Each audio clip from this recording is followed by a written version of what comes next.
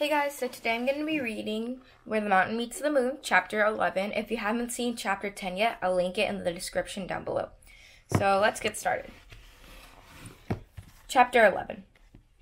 It took a long time for Minnie to cut all the twines that bounded the dragon.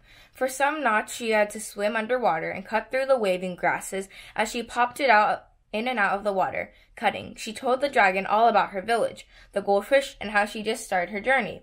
"I'm Minnie," she said to the dragon. "What's your name?" "Name?" the dragon asked slowly. "I do not think I have a name." "Everyone has a name," Minnie said. When you were born, didn't someone give you a name?"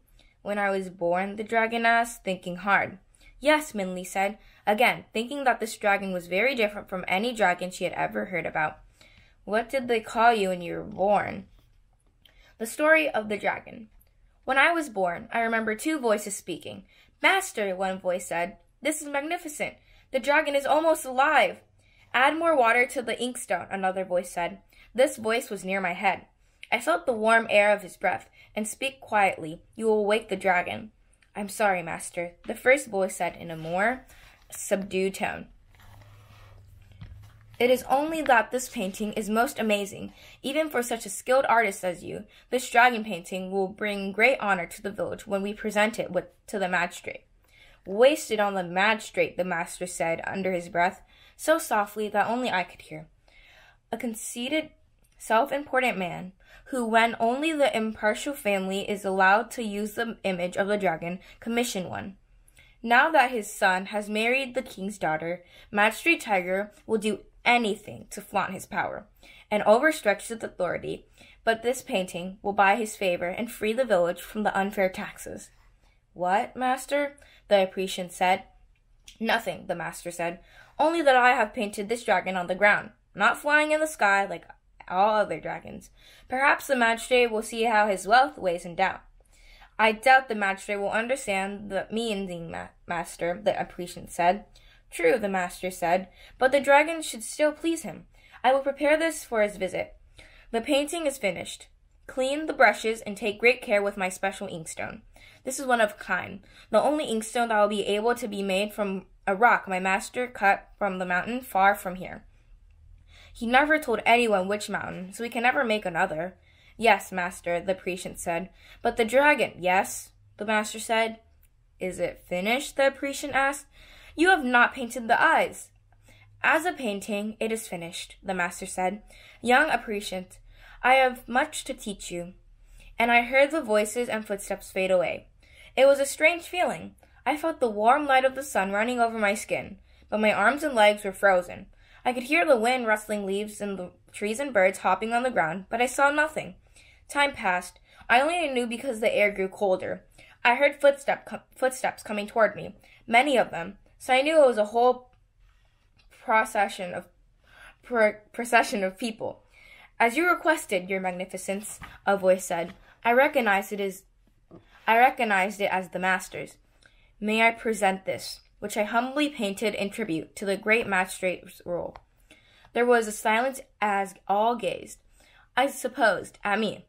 'Painter Chen,' another voice said, in great awe. 'This is indeed a great work.' 'Thank you, magistrate,' the master said. 'I am glad it pleases you. Then our agreement will be fulfilled?' 'Yes,' said the voice. 'The village will be free from taxation for the next year, and I will take the painting.' Even though I did not know exactly what was going on, I knew I did not want to belong to Magistrate Tiger. His voice was an undertone of cruelty and greed, even while he was expressing his pleasure. I tried to protest, but my still lips uttered no sound. Then I was rolled up, and all sound and feeling disappeared. I do not know how long I was rolled up. It might have been a day or a month or a year.